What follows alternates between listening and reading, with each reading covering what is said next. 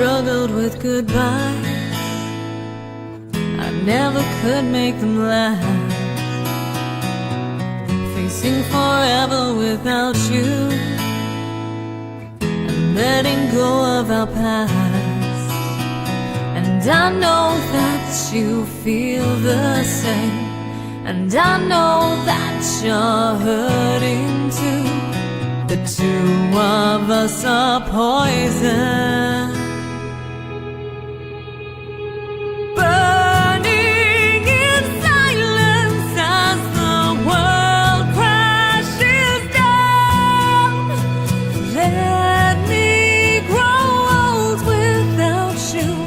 With you I drown, burning in silence as I stare at these walls. Torturous madness, but we gave it our all.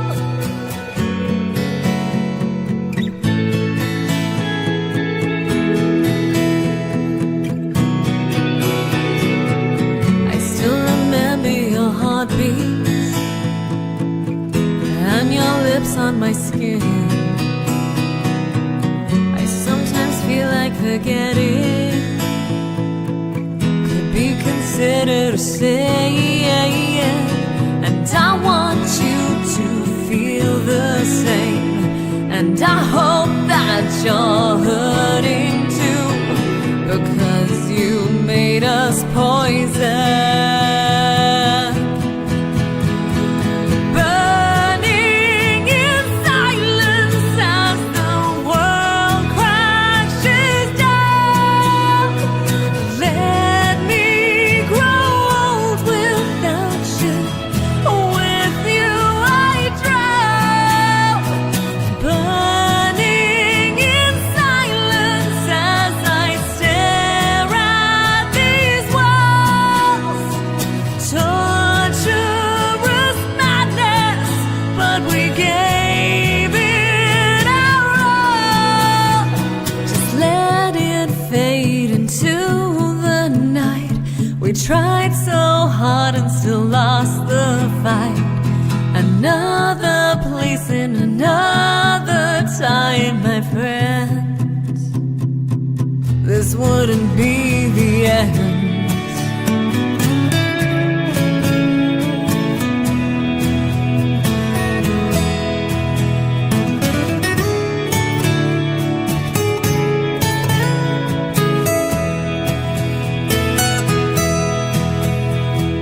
Burning in silence as the world crashes down. Let me grow old without you. With you I drown. Burning in silence as I stare at these walls. Torturous madness, but we gave it our all.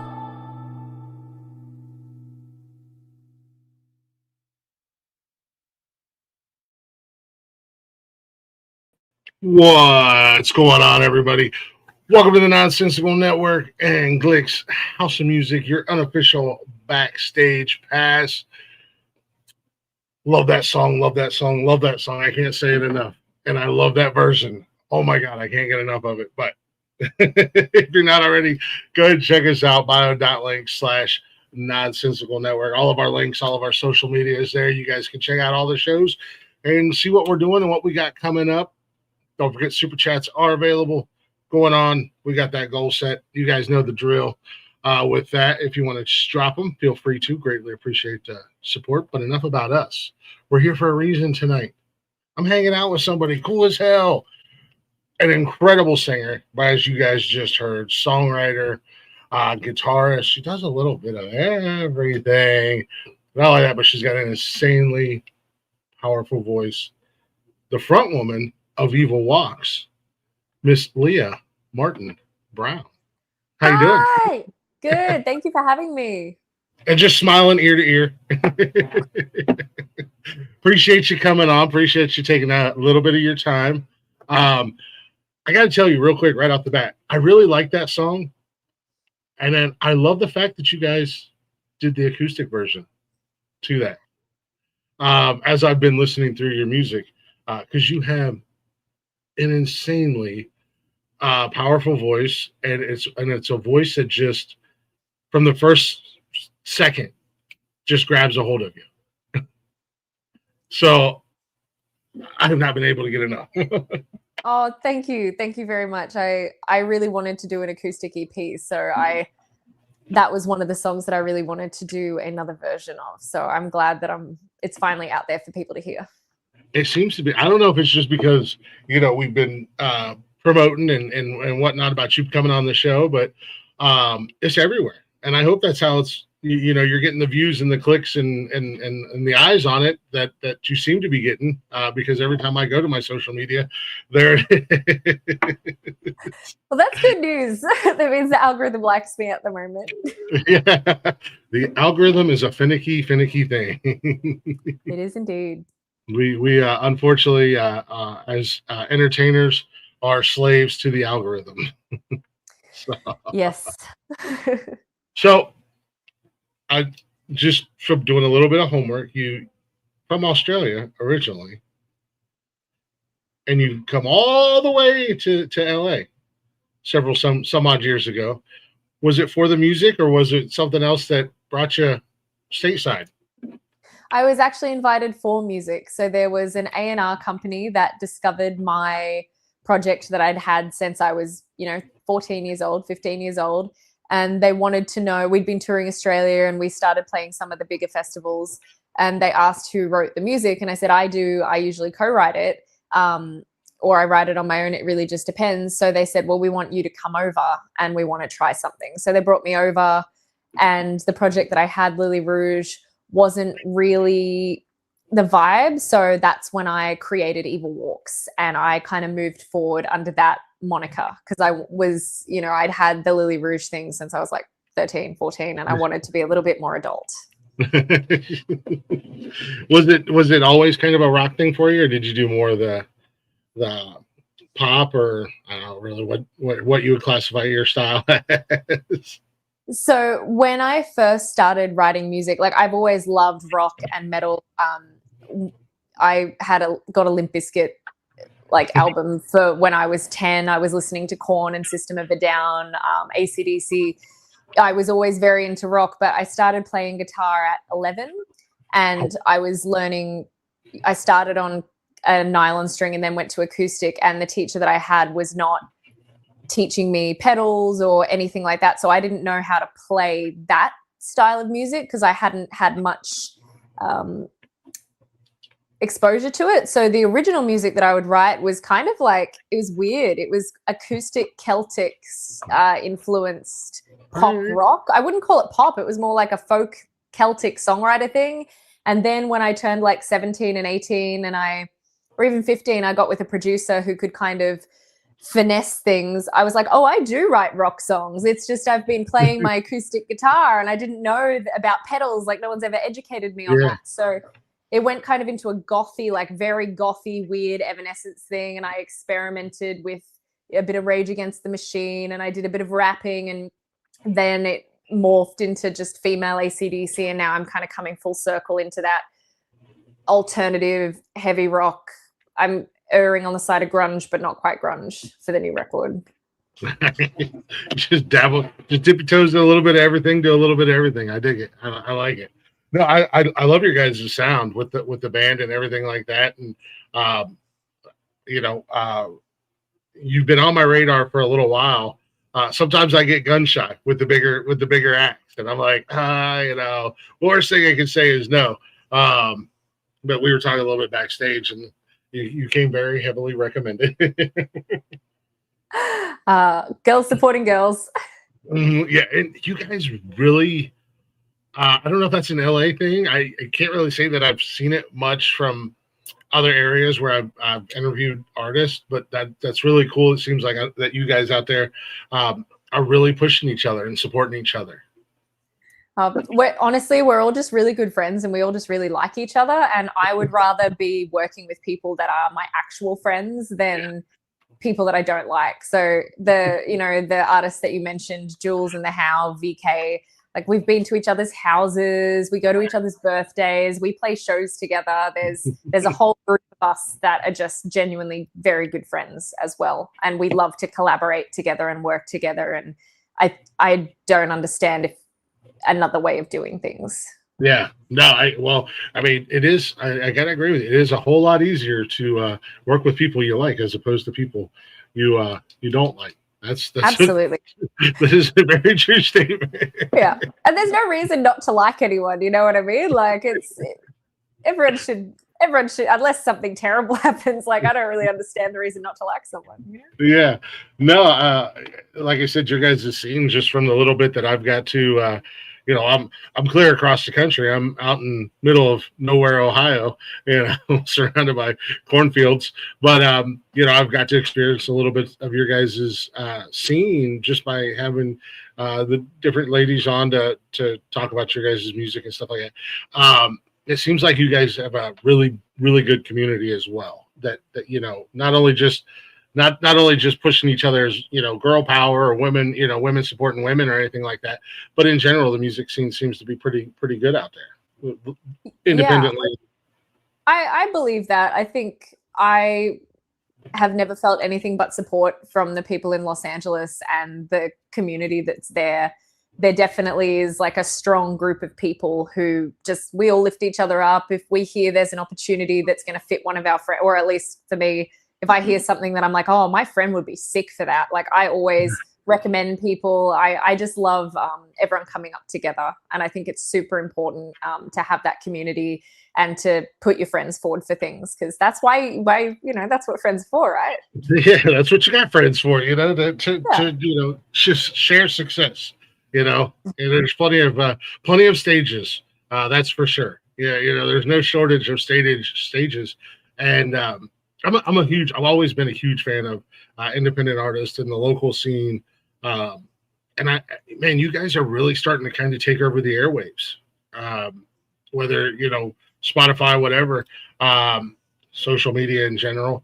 That's all I listen to anymore, mainly all former guests, but through former guests, other artists similar to that are put into my algorithms or put into, and I love it, man. There's some, you included, obviously, very talented songwriters. And I think that for a short time, I'm a big music nerd. I think here for the last 10 years or so, we've kind of lost the songwriters, the good songwriters. It's more about, oh, I got a catchy hook and a beat. That's only, that's great if I'm at a club and I'm not really paying attention to the music. But if I'm driving in my car, I want to hear real music. So shout out to you guys, yourself and other artists that are just out there killing it. Oh, thank you. Running yourself ragged, the starving musician thing or artist. Hopefully that's not true, but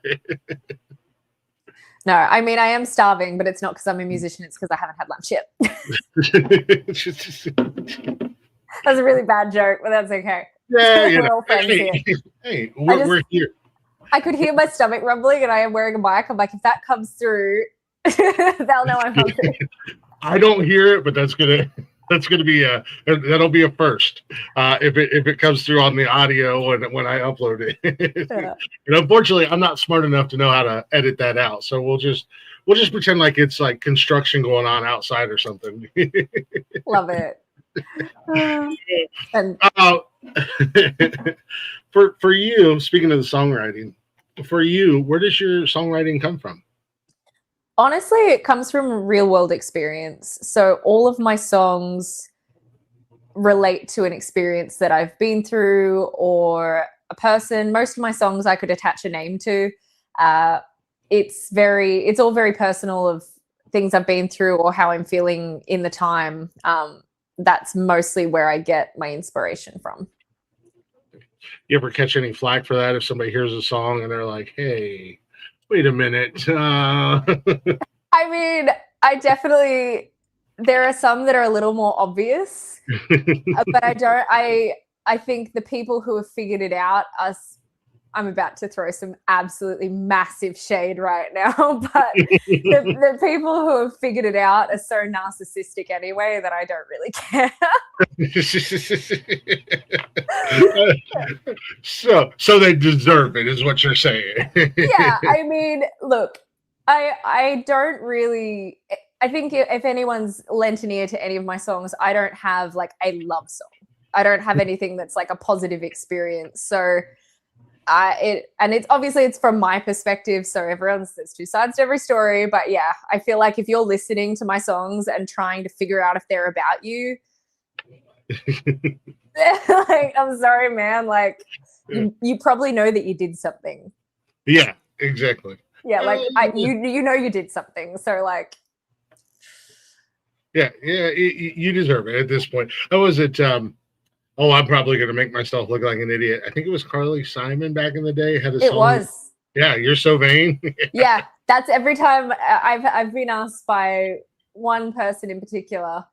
There was another one too that was like, "Did you write this about me?" And like 90% of the time, I'm like, "No." They can't pick the one that was about them, which is even funnier. But it's like, "You're so vain." Like, I don't listen to people's songs and assume they're about me, even if we did date. So I don't know. I wouldn't think I was special enough for someone to write a song about. That's just me. So maybe that's a reflection of them. Yeah, right. Well, you know what? That serves them right. I mean, if they messed up that bad, and like you said, there's always I like to say there's three sides to every story. Yes. There's his side, her side, and then the truth. Yeah, you know. So you know what? This is your, it's therapy. It's kind of like exactly, therapy. And that is exactly what, for me, that's what my songwriting is. It is my therapy. It is how I explain things. It's how I work through things. I used to have a lot of trouble discussing my emotions, so I'd put them into a song. I'm a little bit better at it now, but again, there's just some things that you can't really talk about, so you put it into a song instead. And I think that's very helpful. I think it's so much easier when you have an outlet like that, whether it be a singer with songwriting or even an artist. They can put their therapy into their paintings or their drawings or whatever. As an entertainer or an artist, when you have that outlet, it's also a lot cheaper. Well, in some cases, than going to therapy. Sometimes it's cheaper. Sometimes, yes. Sometimes it all boils down to, I need a new guitar, and that could be pretty expensive. Well, the writing is cheaper, but the production's certainly not. No. And not everything can be acoustic. No, not everything. I do love acoustic, which is why I worked on an acoustic EP, but I love playing heavy rock. I love being in a rock band. It's just kind of is what it is. Yeah. I'd be so much cheaper if I wanted to just play acoustic. Yeah, right. I am an absolute sucker for EP music. I love when a hard song can be brought down. You're probably a lot younger than I am. There's no probably about it. You are a lot younger than I am. I don't remember if you remember Unplugged on MTV. I used to love that. I was never, and I will never be a fan of Nirvana. I know that's I'm going to catch a lot of flack for that. But when they did their Unplugged session on MTV, I loved it. I loved every bit of it. And it's when you can strip a song down so much to just bare minimal, and it's the guitar and your vocals, it just speaks volumes. So if you ever get the urge to do more acoustic, feel free. Yeah, I have one more track for that acoustic EP, and then like a kind of a demo that I'm gonna drop all as once, and then I'm gonna move back into the heavy stuff, because there have been people following me for quite a long time now who are like, when is the heavy stuff coming? I'm like, here's an acoustic song. That's awesome. Yeah, you guys have been around for a little while. Have you had the same members in the band the whole time, or? Yeah, so I started the band. It's not really a band. Okay. I like to present it as a band, but really it is a solo project, and then I bring people into it. I started it in March 2014. The drummer that we use is he's my brother. I'm convinced we were related in another life. We've been working together since 2015, and he is still one of my collaborators. He's always the first pick for gigs. He's always just like, I don't know.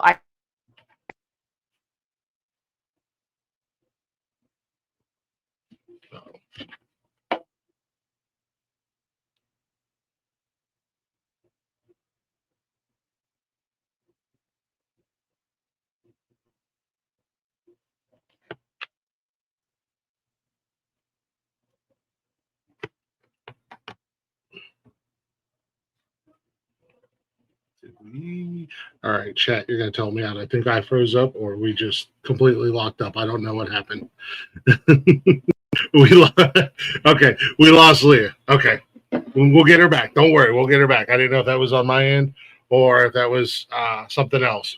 So sorry, I kind of froze up there a little bit because I wasn't sure, and I went into panic mode. As you guys have know, there have been a lot of technical difficulties on my end, but everything seems to be working again. But no worries, no worries. We'll get Leah back. She's talking about her solo. A little bit solo. I didn't realize that it was her alone. Well, not really her alone, but you know what I mean. If you guys aren't already, and we'll get it out there. And oh, here we go. Yeah. So Welcome back. Hey, the do not disturb feature apparently does not work on my phone, so that's nice. Sorry about that, everyone. No worries. I was just saying. I thought it was me for a second because I have been having a lot of issues the last couple of weeks. So no, that's okay. Can you still see? I'm not sure if you can see my video or not. Your video is frozen. Oh, good. Should I try this again? You might have to try again. No. Okay, I'm so sorry, everyone. No worries, you're good.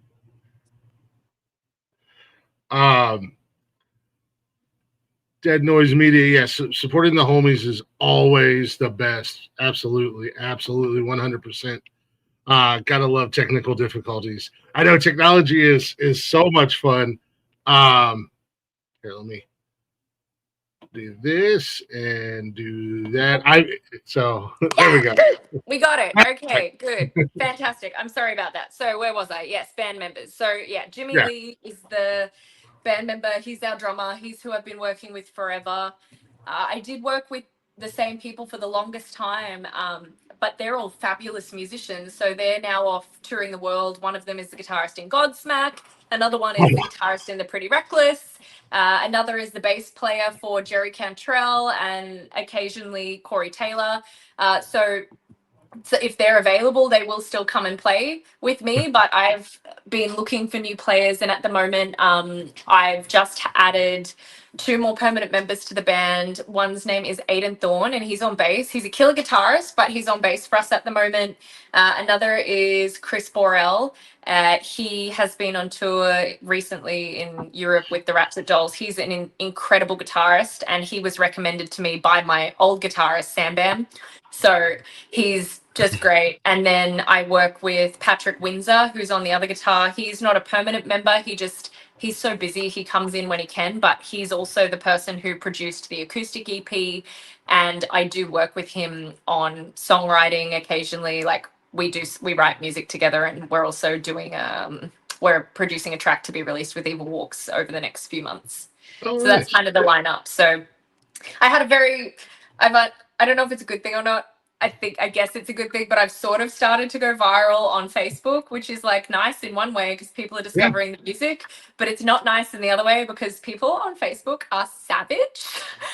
And I have had a few comments of, she must be so hard to work with. She's always got a different lineup. It's like, no, I just work with musicians and they keep going off with famous people. Yeah, you can't help that you are giving everybody the golden touch. You're like come play with Leah, and then you'll No, I wouldn't go that far, but yeah, it's very funny because I would 100% take full credit. It's all right to be have a little bit of an ego. It's a rock star thing. Come on, it's okay. I'm Australian. I can't do that. I would be, my countrymen would be very upset with me. No, but I mean, yeah, that's you can't fault yourself. Obviously, as an artist, you gotta, when you get called up, that's amazing. That's awesome that they've gotten the opportunity to be with, some of these big name acts. These are not nobody bands that you mentioned. Yeah, they're all killing it. Don't forget about me if they need an opening act, I would never, but they're all great. And if they're ever in town, like I still ask them. Elliot Larango, the bass player, he and I have played together still like last year. And if ever they're in town, they're always down, but they're never in town. Yeah, right. Well, it's good to be busy. It is, and they deserve it because they're just really wonderful people and phenomenal players. Yeah, I didn't realize that was kind of a solo thing labeled as a band, Yeah, I wanted I guess when I started back in 2014, female fronted was a lot. Well, I hate that term, but anyway, like rock bands that had females in them were a little bit tougher to sell, and so a solo hard rock act that was a female was I think we were going to be up against it. So positioning it as a band, and also like I desperately wanted to be in a band and have the band be a thing because I liked the whole dynamic and the family of touring and writing together and working on music together, and I just feel like you lose that when you're doing solo stuff. But then also having it as more of a solo project where I do bring people in and we collaborate. It just also saves you from, if someone decides to resign or they want to go off and do a different project, it's having one focal point kind of saves that question of, oh, they've replaced this member. Oh, are they still going to sound the same? Are they still going to? So I think that's kind of why that was there. Yeah. Viral on Facebook. I want to see. Well, go follow Leah Martin Brown on Facebook and you'll see. Yeah, Evol Walks. Or Evol Walks. Yeah, Evol Walks. We've got some reels that are getting like 89,000, 100 and something thousand. It's nice. It's comments a lot. Yes. Yeah, I know. His Facebook comments are YouTube comments can be really rough, but Facebook comments, I'm like, can someone please come and get their father? Yeah, there's it's the Wild West on social media, unfortunately. Fortunately, we haven't reached that level where we have to deal with the asinine comments. Also, I do have the fact that I look like a Sasquatch, so hopefully I'll and unfortunately, like you said, much like the music, you are a female artist, so there are a lot of people who weren't taught manners growing up, so to say. Yeah, I just think people have forgotten that there are real people on the other side of the screen. And a lot of the time, those people would never say that to your face because honestly, if I got not that I'm saying I'd assault someone, but if someone said some of those things to my face, I would really strongly consider punching them in the throat, but I wouldn't do it because that's illegal. And I'm on a green card. She's also from a country where everything there wants to eat or kill you. Yes. So she's tough. She had to grow up tough. It is I gotta ask you, being that you've been here for a little while now, differences between back home and the great states of America, United States of America. I mean, I think there are a lot of differences. People assume because they're both Western countries and both English speaking, that they're the same. And there are people who visit Australia, mainly Americans, who visit Australia and just go to maybe Sydney and they're there for a few days. Like, oh, it's exactly like America. I'm like, well, it's really not. It's very, like culturally, it's very different. And I definitely struggled with the culture shock when I first came here. There's a lot of things that goes both ways. Like there's some things in Australia that you would never do and everyone just does them here. And I'm just like, what are you doing? Like it gives me anxiety. Yeah. And then there's other things that you would do in Australia that you wouldn't do here. And I'm just like, what do you mean? But I mean, the soda refills are something that's not political that I can talk about. And the chip refills, the tortilla chip refills. I don't wear shoes in the house. That's a big thing, not wearing shoes in the house. And then also like a tea towel, like a dishcloth. Okay. That's very confusing for a lot of people. I think the wearing your shoes in the house. I was brought up in the country, so typically, and I work blue collar, so I work construction. So usually, it's the first thing I do when I walk in is kick my shoes off. Plus, I grew up in a house that if I walked in with my muddy boots, I was gonna get my ass beat. Yeah. I found both sides of the coin. I found some people here are like, yes, shoes off, and others like, it's fine. I'm like, what do you mean it's fine? I could have E. coli on the bottom of my shoe. What do you mean? It is very different. There are some people, and I don't stress over it. I used to. I'm like, hey man, like, come on, you're coming in my house. Kick your shoes off. It's common courtesy. Now it's like, I know not everybody was brought up like I with the fear of God. And there's times where I come in and I still have my shoes on if I'm just like coming in real quick and going back out. But for the most part, plus I also can't wait to take my boots off at the end of the day. So there's that. Yeah. It's little things as well. I think maybe my household was a little bit more strict, maybe. But even something is like, there are friends that I've had for 10 years and I still ask permission if I can use their bathroom when I'm at their house. Oh. Whereas when they're at mine, and I don't want them to, when I'm at mine, like, they help themselves to the fridge and they go to the bath, they kind of just do whatever. And I want them to do that. But for me, I can't. I just can't. They're like, where the fridge is. I'm like, can I have some water? Is that all right? They're like, just go and get it. I'm like, are you sure? Like, we've known each other for a decade. Just go and get the water. I'm like, oh, stressing me out. Yeah.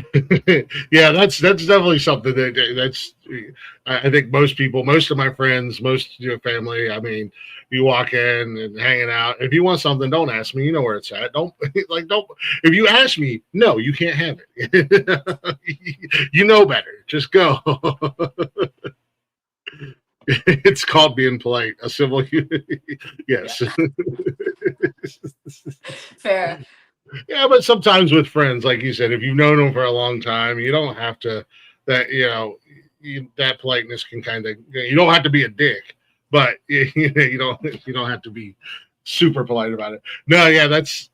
I always, not that I've had a lot of people from different countries on here, but I have had a couple, and it's always one thing I always like to ask. Like, what's the biggest difference, and was it difficult like making that transition? Because in a lot of ways, depending upon where you're at in the States, things are different. Yeah. I've got to travel around a little bit, mainly like Midwest and the South, and it's crazy just even between Ohio and South Carolina how different things are. So let alone somebody coming here from another country, there's like, well, I don't know how to adapt to anything. Yeah, I found the sense of humor was the hardest. Maybe the first year, I really had to navigate an Australian sense of humor and how we kind of operate with America in general. My friends, I don't have to anymore because they know me and they're used to it. But I definitely, because we're so dry and we're so sarcastic, but it's not in a way that is experienced here. So I would find I'd say something not thinking, and people would either take it seriously or they'd be really offended or they wouldn't understand. They're like, what? And I'm like, I didn't mean it like that. I'm sorry. I'm just making a joke. Calm down. Yeah. Yeah, and I feel like because we like to make fun of, like, not make fun of, but we have like banter. So if we really like someone and we're like we insult them, like, friendly, in a friendly way. Yeah. Nothing that they would be like worried about or something that would make them insecure. But Australians definitely, if we're making fun of you, we like you. Yeah. And so that's something that I really had to dial back while I was here. And so when I go home now, I have a bit of probably a few weeks where I have to like code switch, because they still do it at home and I don't really do it anymore, because over here, unless they're British or Australian, it still doesn't land. They don't really understand it, and I obviously would never want to hurt people's feelings. So having that code switch and then having my family, I'm like, what do you mean to me? They're like, what do you mean? You've been there for too long. I'm like, oh. Yeah, again, I think that varies on the states, because I know where I'm at and where I'm from. If I'm not messing with you, if I'm not picking on you, I don't like you. The same as you said. And I was telling you earlier, I think we was talking behind the scenes, we do our Saturday night show, and that's 90% of our show. It's just everybody breaking balls and busting balls and just messing with each other the entire time, So, yeah. I think it just depends, because there are some states, and like Dead Noise Media said, North Carolina, just going to South Carolina feels like going to another country. South Carolina is a special breed. I spent 10 years down there. It is it's an interesting spot of the country. I need to travel more in the States. I'd love to go to the Carolinas. I'd love to go to the South a bit more. Like, I've spent quite a bit of time in Cincinnati. I almost moved to Cincinnati, actually. So there was on the road from me. Yeah. So I would love to the Columbus area. Yeah. Have you got to do outside of? I don't know why you would come to Ohio of all places, but yeah, I've been to a fair few different places. I've been up and down the West Coast. I've obviously been to Vegas. I've been to Reno. I've been through parts of Arizona. I went on a tour. I got hired on as a rhythm guitarist and vocalist for a pop punk band at the end of last year. So I got to see some of the East Coast. Been to New York. I've been to Wichita in Kansas. Yeah, but I'd love to do more. I'd really love to do more, and with new music, I'm really hoping that maybe we get picked up on some of those bigger festivals, because it'd be lovely to come out and visit all our fans out there. 'Cause apparently, according to the people who talk to me online, we have quite a few over in Texas, Fort Worth, actually, and the East Coast. Yeah, well, we would love for you to come back to Ohio and mainly, so we could. I would love to come see you perform. So you don't have to stay very long if you don't want to. This place is kind of weird. I love Ohio. I loved Cincinnati. I used to visit there a lot, and I almost moved there. And then I was in, oh God, I played at the House of Blues in Ohio in November. Wow. In Cleveland. Yeah, we played House of Blues in the Cleveland room. I think it was amazing. Like, the people are so kind. I really enjoy the hospitality. Everything about Ohio, I've really enjoyed. My boyfriend's from Ohio, so I'm biased. Yeah. It's one of those things. I'm born and raised here. I love it? Is it home? Yeah, but also a part of me, it's like, the winters suck. It's miserable. Then summer. Then summer rolls around, and it's 5,000 degrees outside, and the humidity's at 400%. It's just a happy medium, would be fantastic. But for music and sports, I mean, there's a lot of great venues. I'm down in Central Ohio area, close to Columbus, and there's a lot of great venues and places to play, from Cleveland all the way down to Cincinnati and everywhere in between. And I'm a country boy. And even, I avoid the big cities, but there's still enough rural cities or rural towns and stuff like that where I don't have to be in the big city. So it is one of those magical little places if you happen to like it. But yeah, I have nothing but good things to say about my experience in the two places in Ohio I have been. Which are two places that have been known for, they've really, especially Cincinnati. The last several years, man. I don't know what they did down there or where they got the money for it, but Cincinnati's fun to go to now. I mean, I had a great time in Cincinnati. I spent a lot of time there. I really liked it. It was great. And like that Covington, like just top of Kentucky, great. Great. Yeah.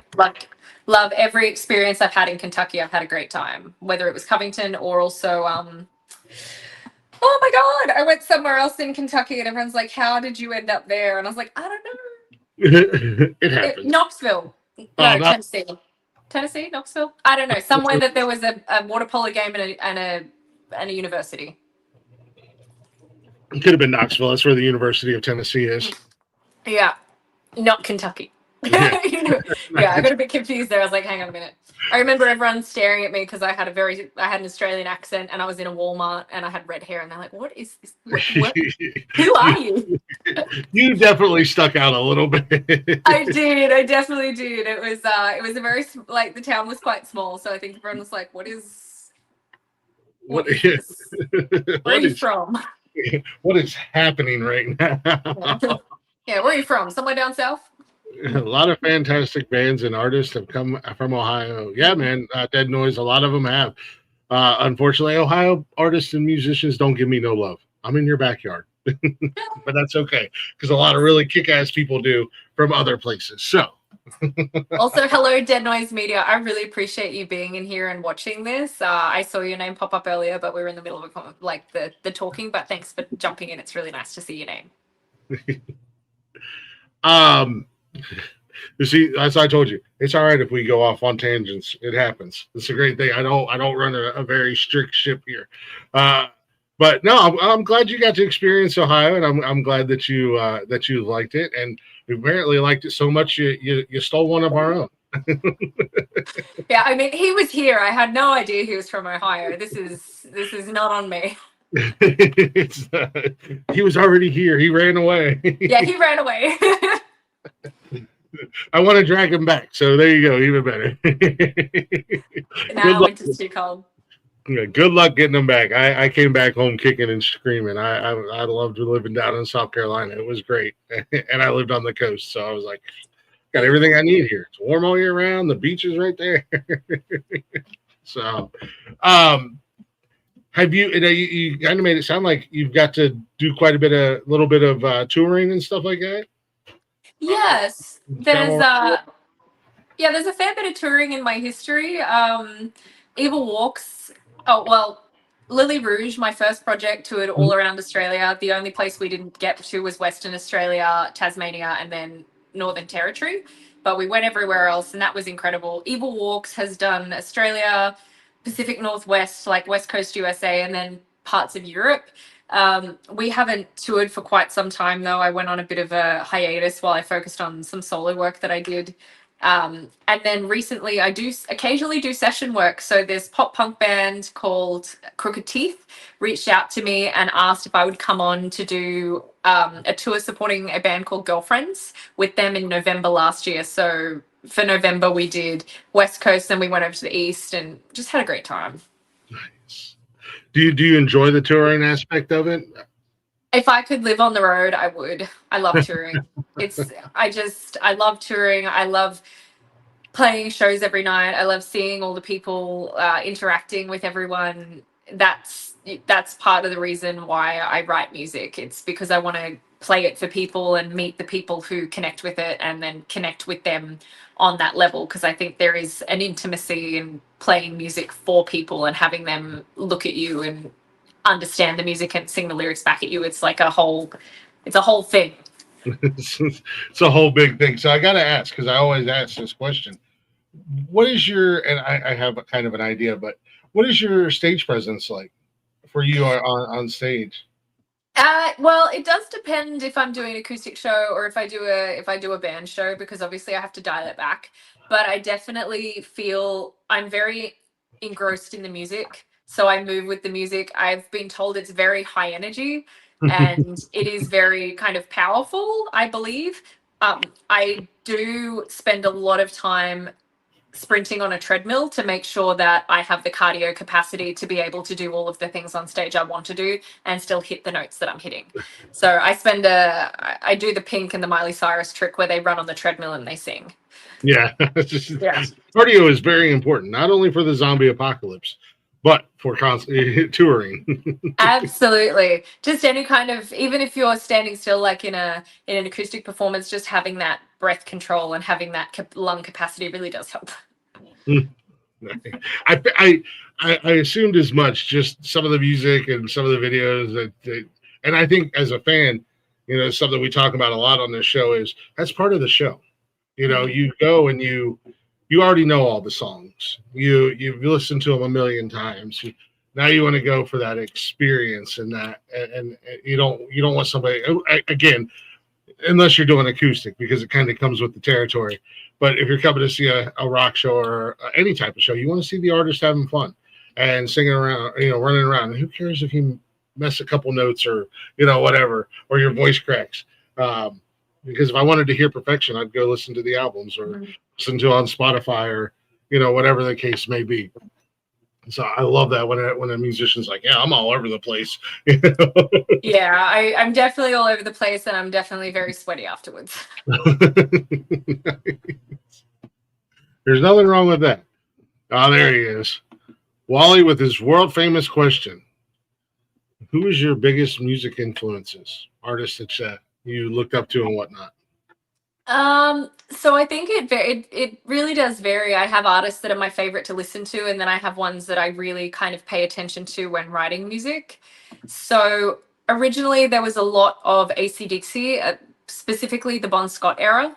I love Bon Scott ever since I was a kid. Even some of the ways that I try and communicate and perform my lyrics, I do it in, obviously not with Bon Scott's voice, but he had like this charisma about him. Evanescence, Amy Lee's voice has been a huge inspiration of mine since I first heard it when I was like 11.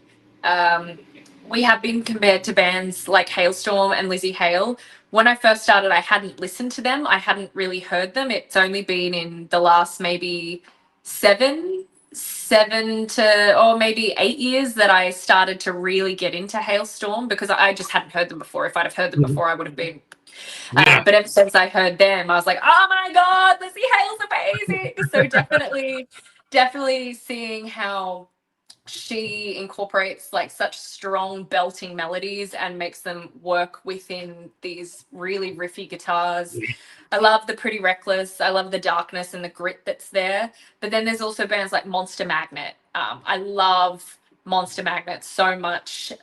They're very like stoner grunge metal, but there's something like Dave Windorf just does something to me. So just all of that kind of do me. And then obviously Audioslave, Chris Cornell, I just think is, you know, one of the greatest. Love Tool.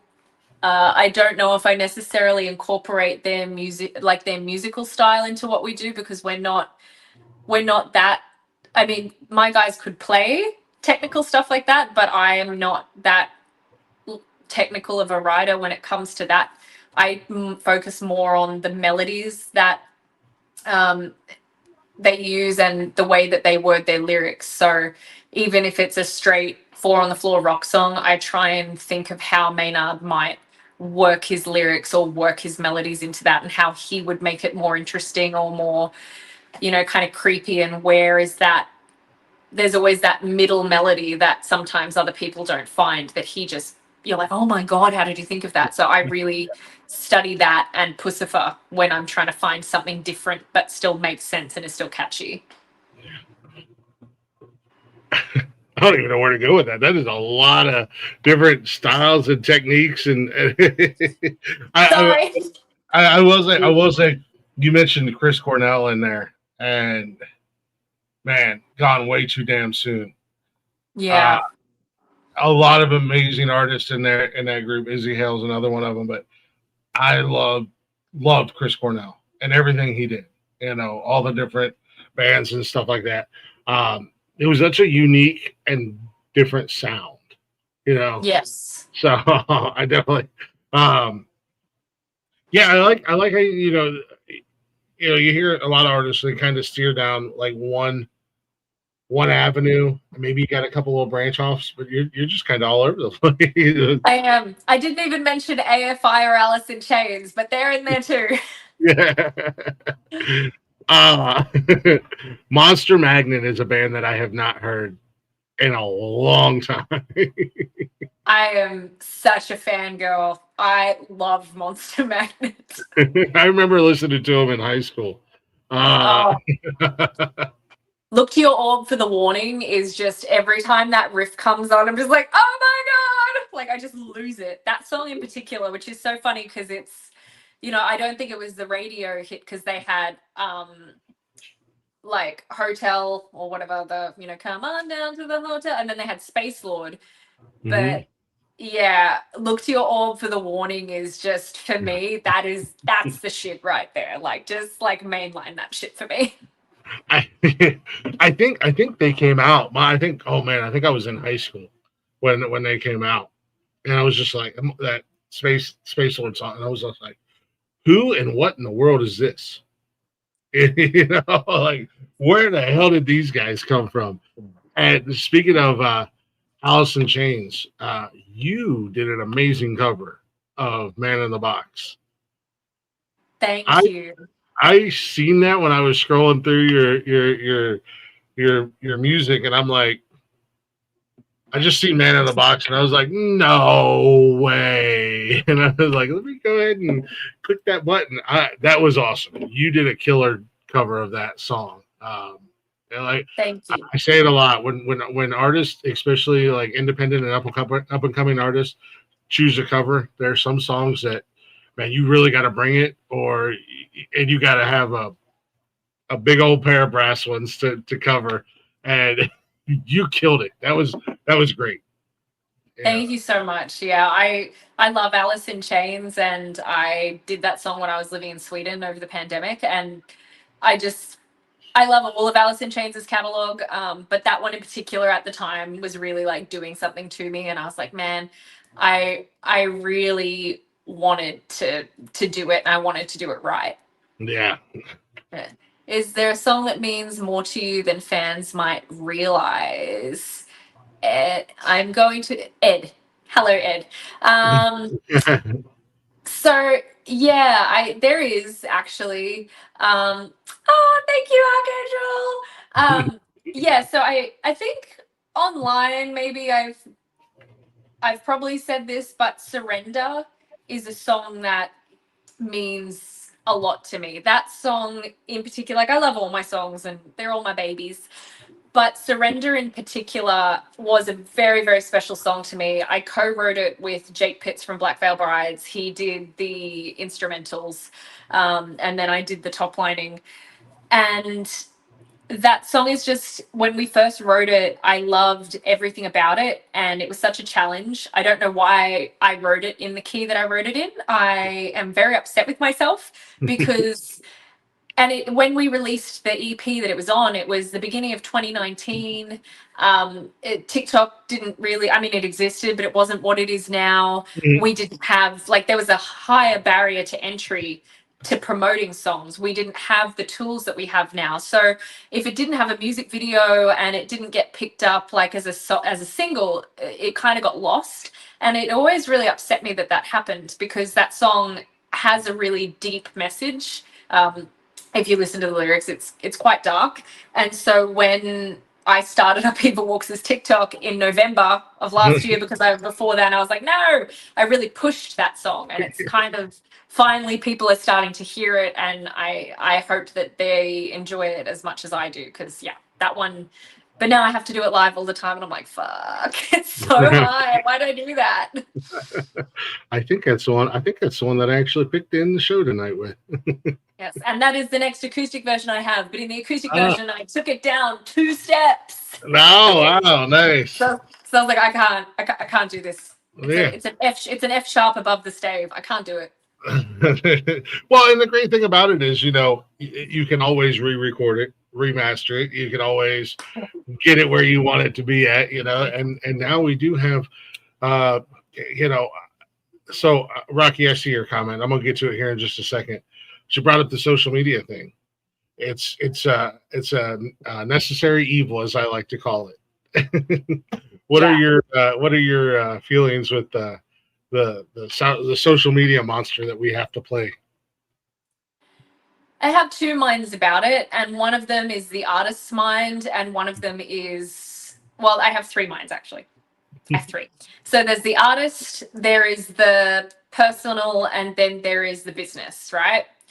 So from a personal standpoint, I just want to go back to the days where we had private profiles that our family could see, and if I wanted to upload a photo of my dog or my plate of tacos, I could do that, and that's great. And everyone's like, "Oh, delicious, looks great." I wouldn't have any random bot comment being like, "Oh, this must mean you support this political party." It's like, it's fucking tacos. What do you mean? Like, it's just. And then from an artistic perspective, I think it can be like purely artist. It is a little frustrating because you spend like hours in it, like to get to the point where you have songs that are, in your opinion, good enough to be released. It's 10,000 hours plus of practice and learning and decades of your life in my case. And then it all depends on if this small snippet with this little video people connect with, who, and that's one thing. But I think from a business standpoint, we are in a very uniquely positioned part. Like we are very uniquely positioned at the moment because there is an opportunity to reach such a wide audience for free that we could not do before. To get the level of interaction and growth and actual organic streams on a song from just posting videos that you make for free on your phone, that's never been possible before. It used to be, oh, you have to make a music video, which costs anywhere between, like, unless you have friends who can do it, or you figure out how to, if you're going to do it properly at the professional level, it's going to cost you at a minimum $2,000 to $5,000 per video, at least. And then you've got to promote it and pay for ads, and that was before. And then if the gatekeepers didn't let you through, or you didn't get or you didn't have a label, you had to literally get out on the road and just gig and gig and gig, which is great. But if you have to pay your musicians, you have to pay for a van, you have to pay for fuel, there's all these prohibitive costs that meant that there were truly great artists who maybe couldn't get to where they deserved to be because they just didn't have the money, because they needed to, pay their rent. And I think having access to social media does remove some of those barriers, and it is frustrating, and there's a toxic element to it, and I think it is very impactful on mental health, especially if you're scrolling and seeing all this negativity. But on the flip side, there are so many opportunities as artists that we get from it, and so many connections. Like you, for example.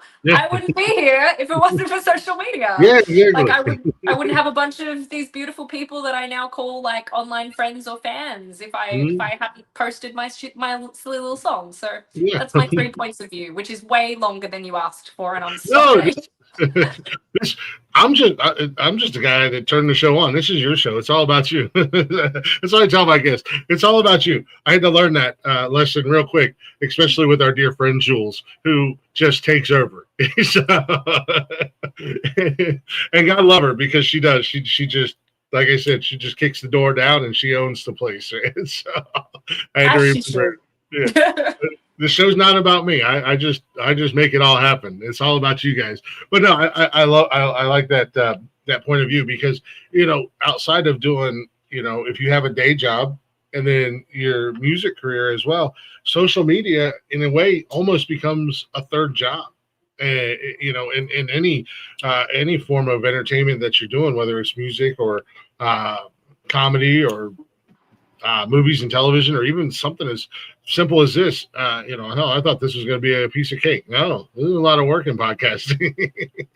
So, and that's why I call it a necessary evil, because, unfortunately, you have your good sides of social media, and then you have your bad sides. And I've fallen in that hole myself. Like morons saying the goofiest shit that shouldn't faze me, but it starts to, when you get 20 comments from jerk offs that have nothing better to do with their time, it's just like, oh, it wears you down. But it happens. Dead Noise says Surrender acoustic. Let's go. You know, I do have an acoustic version of Surrender, and I just haven't put it on TuneCore yet. I've been a little lazy. I was gonna do it yesterday, and I just didn't. So I promise that's coming, and it'll be released in the next few weeks, and then it'll be great. You guys will get the whole EP with a little bonus track that I've just thrown in there. It's a one I just wrote in my bedroom at 2 a.m. and I decided to record. It's not particularly great, but it's then I can say, look, new music. Yeah, throw it out there. Feed the baby birdies, so to say. Yes. And we've got something super heavy coming. I've been working on this one particular song for like 4 years now with with my friend, my producer in Sweden, Christopher Wetterström. He's in a band called Defueled. We've been working on this song since 2022, and the last 4 days I'm like, we have to finish this. So we've been going back and forth, and it's heavy. It is in drop A. Nice. So I promise after this acoustic EP, and then I'm recording the new EP, the actual one that's coming out. Shut up, Rocky. Shots fired. Don't worry. It'll take Rocky 20 years to get that song out. What's the weirdest place I've found inspiration? I don't know if it was weird necessarily. I don't know. On the bottom of the ocean? Like I was scuba diving and I was just floating around, and then I got this really great idea and I was like, oh, this could be a great song. Nice. I'm glad that you added in that you were scuba diving. I was on the bottom of the ocean, though. That's a weird place, I suppose. Yeah, I mean, yeah, it's definitely not one of the most common places that people are gonna be like, oh, hey, let me get back up to the top real quick so I can chop this down before I forget. It's like, hang on, we don't have time for safety stops. Let's just go right up. And she didn't have to insult one of her friends either, Rocky. How you like them apples? EDM Combat is a very good friend of mine, and he's also an artist. I'm sorry. I was saying the wrong name. I was just assuming it was Ed. I'm so sorry. Yeah, no. Well, his YouTube channel is EDM Combat, but his actual name's Rocky. So. Rocky, I'm sorry, Rocky. I was just assuming I read the name wrong. I apologize. Oh yeah. I love the Surrender. I told you it was going to come up. Yeah, the AI machine that is. I am. So I wrote I was going to do a post about it. I was going to do a carousel post yesterday, and I wrote out what I was going to say. And I just realized I was like, I can't post this. I hold the highest level of disgust and disdain for the companies that are like just stealing artists' work without consent or permission. I mean, look, if you're an artist and you want to feed your shit into AI, that's on you. I think you have a problem, but that's on you. I'm about to come off real horrible right now. Oh, thank you so much. I told you. Thanks so much, Robbie. Go ahead. I think, it's just stealing people's work to train something to like say that it can do a better job. I just think it's disgusting that music is being commodified. I mean, I know I can't really say that because I'm a professional and I do sell my music, but just the thought of these people just putting a prompt into a machine and having it spit out all these songs and then being like, I'm gonna upload this to Spotify and I'm gonna be an artist. It's like it's not correct and it's not right. And the fact that people have spent their time, their effort, their blood, their sweat, their tears, their money, their emotions, in some cases they may have ruined their lives to get some of these songs because like you can't write a good song when you're happy. Personal experience. Just to have some huge tech company come through and just be like, yeah, I'm just gonna take this. Copyright law doesn't apply to me. Look. Oh, you want to make a cool rock song with an Amy Lee sounding voice? Yeah, sure. Here, we made one. It's like, oh, and now you have to pay them money. Yeah.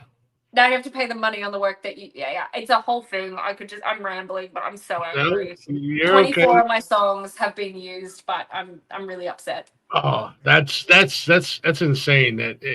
And like I told you, and even Arch said here, 100% completely agreeing with you when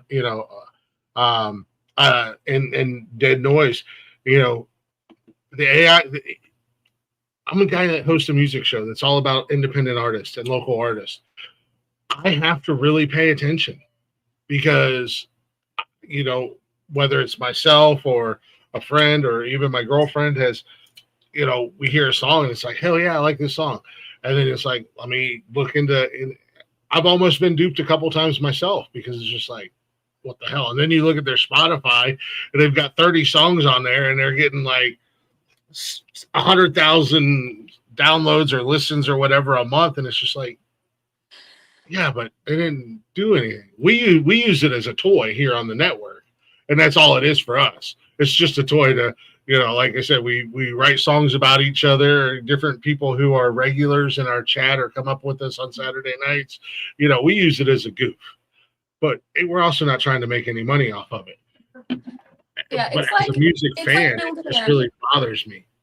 Yeah, it's like, I mean, this is the kind. Hold on. I mean, it's like, and this is the kind version because I'm aware that this is going to be publicized everywhere, but it's like building a house on The Sims and calling yourself a builder. Yeah. Like, you're not a builder. You're playing a simulation where they've created everything and put everything down using, and then you've just put it together on a game, and it's not real, and you didn't make it. Like, yeah, you made it, but you didn't make it. Yeah, he didn't really make it. I mean, as I've said before, I'm a big dumb animal. I did the intro for this. I've done an intro on a couple other songs, and then we've made some goof fun. But never in a million years am I going to go, huh, I'm a musician. I've made all these songs. No, I didn't. I'm just a jerk off with a cell phone that can put words into it. Like, I do want to make a differentiation because I can already hear the people being like, well, what about this? I do want to make there is a difference between generative AI and then AI that's being used in certain levels of tooling. Like, if you have a desk job or anything, even if you're using Claude to do something, or Claude or ChatGPT to act as a personal assistant, because AI is here and it's not going anywhere. So I think there are going to be instances where it is incorporated in our daily life, and someone who uses AI as a personal assistant or is just playing around on it and is, it's not taking anyone's job, it's not replacing anyone, it's not stealing anything. I think that that's a little different. And I just wanted to make that definition because I don't necessarily want to say I'm anti-AI. Like, I know, for example, you can take a Word document, put it in and have them reformat it. It doesn't have to change the words that you've written. It can just be like, oh, I want to have this in purple font, whatever. Yeah. I think that there are definitely uses for it. There's an app that I use when I'm learning music that I can turn the drums down or I can turn the voice down. It doesn't change the music. It just kind of separates the stems because my DAW is broken right now. And I know a lot of musicians use this app for rehearsals. And that's not really replacing anyone's job because I could do it on Logic, but it'd take me longer. Or I could pay someone, but you can't pay someone every time you want to rehearse a song, right? Yeah. Exactly. Like every time I want to hear the kick just a little bit louder, I can't be like, hey, can I give you but yeah, I think there's a lot of gray areas, but when you get into the issue of stealing other people's work to train something, that's when it becomes the issue. So I just wanted to make that differentiation. No, you're 100% right. And it's wild because not only are you hearing it on the music side, now I'm a big fan of my Chat GPT. It makes my life easy. I mean, except when it's being an asshole. But I use it for all my thumbnails. But there's still a little bit of work that goes into it. I just think it looks a lot nicer. I'm not smart enough to put something like that together, or do I have the time to do that? But not only in the music industry, but in the radio industry, they're running into that same problem. They're using AI And going back, you got disc jockeys or DJs or talk radio guys, and they're using AI to learn their mannerisms, their voices, and stuff like that. And they're pushing guys out of the radio, and replacing them with AI. And it's just like, well, now you're literally taking food out of somebody's mouth with a machine that really can't adapt. And, like you have a certain style that you sing. It's not going to be 100%, because it's not going to feel the emotion and have the emotion that you have when you perform a song or when you write a song. And so it's definitely, it's a gray area, definitely a dangerous area. I like to use it for, a tool to help me try to make things look a little bit better, a little bit more crisp, and also to help me insult my friends. So yeah, if tech companies wanted to reach out to artists and be like, hey, we're going to pay you this much money to use your catalog to train your songs, then it allows the artist to make that choice. Yeah. I think the biggest issue is that they haven't done that in most cases. They've just taken it as if it's theirs. And I think that's the biggest sticking point, because, why, like, there are fun ways, I guess, that it can be used, but it's the fact it's people's stolen data, essentially. Well, I mean, it goes back, it even goes back, way back when Napster and Metallica, Metallica went after them. And, some people, I'm not a big Metallica fan. That's just because my style, I'm more Megadeth, Iron Maiden, that's more where I lean my fandom towards. Never been a big Metallica fan, but I can see as artists where they were coming from and why they were angry, because even if it was only dollars that they were losing, they were still losing money. There was other artists out there not as big as Metallica that at the end of the day they were kind of sticking up for, even though they kind of came across like jerk offs when they did it, but still, you can see where they're coming from. And I 100% agree. If they come to you and say, hey, Leah, we like your sound, we like your style, we're going to cut you a check every month for X amount of dollars, and you go, hell yeah, do it. But they're not. And that's wrong, in my opinion, especially as a music fan. Yeah, I mean, I still wouldn't do it, but there's so many. Look, I won't even catch Waymo, so I just don't want robots to take our jobs.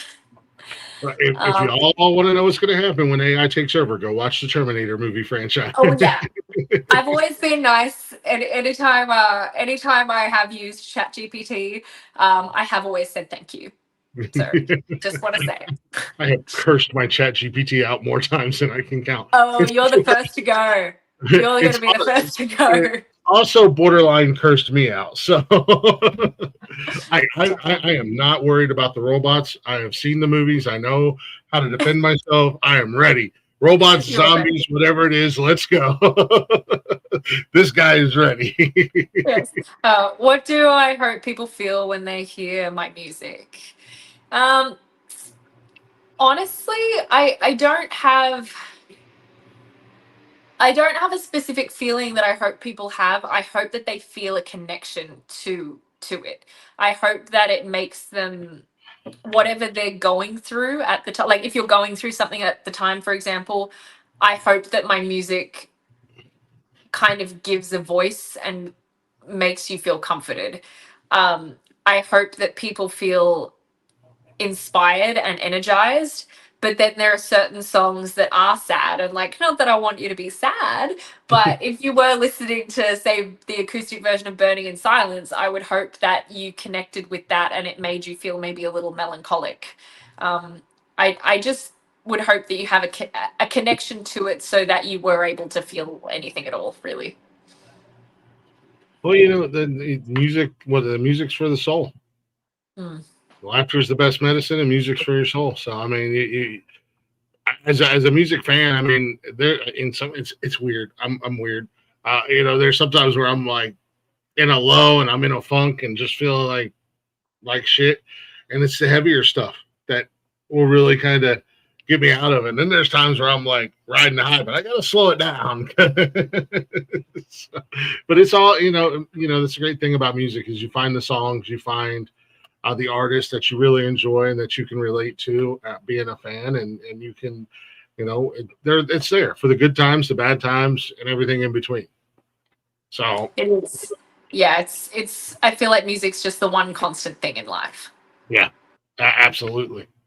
What Arch say? His visual art's been stolen to train AI, and they're supposed to go on to get wow.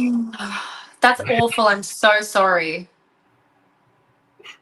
That's terrible.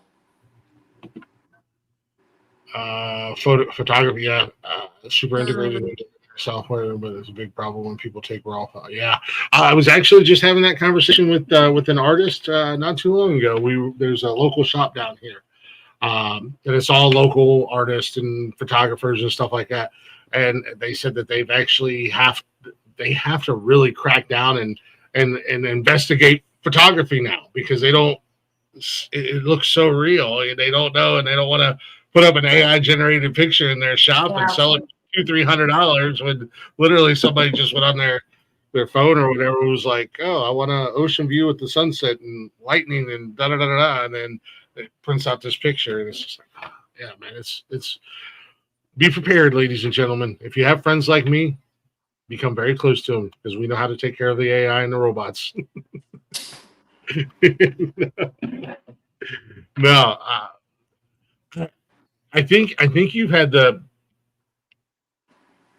biggest opinion about AI out of all the artists I've talked to, and I think, and there's nothing wrong with that, because I like to hear it, especially as an artist standpoint. But also, I think you're also the first one that I've heard of their music has basically been stolen. Your voice, so to say, has been stolen. So you should be allowed to speak on it how you want. Yeah, honestly, I probably should have censored myself a little bit more, and I'm like, I'm going to get some DMs. But then if I'm really, you have to stand for something, and I don't believe that artists should have their work stolen without their consent, because it is theft. It would be and again, I mean, for me, it wouldn't be, but I think there would be a different conversation if these companies had come out, and they have money. Like, they have so much money. They're also busy, anyway. But yeah, I have a very strong opinion on it, and I understand that there are people who have an opposing opinion or doesn't think it, they don't think it matters. But I just don't, maybe they just aren't. Yeah, I'm not going to stop it there, because I have nothing polite to say past that point. I'll say this. For those who are on the side of the AI, two things. They're not educated enough. They don't really know what they're getting into and what they're talking about. But also, from an artist standpoint, and if I cross a line or step too far or whatever, they haven't lived the life that you've lived. They don't know what it's like to spend hours writing songs, or years, writing songs, or the grind of getting out there and busting your ass to have your music, whether it's on social media or before the rise of social media, you're trying to get your music out there, you're on the road, you're touring. They may not know what all goes into it, how much sacrifice and dedication that an artist has put into it. And they're like, I don't know what the big deal is. Well, go live that life for 2 years and see what your opinion is about it. Yeah, yes, I 100% agree. And look, if there are kids who want to make a cool song that they like, and that's, there's nuances to this as well, but again, it comes back to the stolen art. Yeah, it's just, there's nothing inherently wrong if the art was purchased, like The Sims. You purchase the game. There's nothing wrong with building a house in The Sims. It's fun. You get to do it. It's cool. You get to be like, look at this thing. And that's great. Be paid money for the game. Yeah. The people who designed the game got paid too. They were on a salary. Yeah. So until that element's there, then the fun part of it for the people who aren't just trying to game the system and release it and do all of this stuff, if it's just for fun, the stolen element is the issue here for me. That's the biggest part. Mm-hmm. Well, and you're victim of it. 24 songs. It's not one song or two songs. That's 24 damn songs. That's insane. 24 originals, 36 overall. See, that's That's just insanity right there.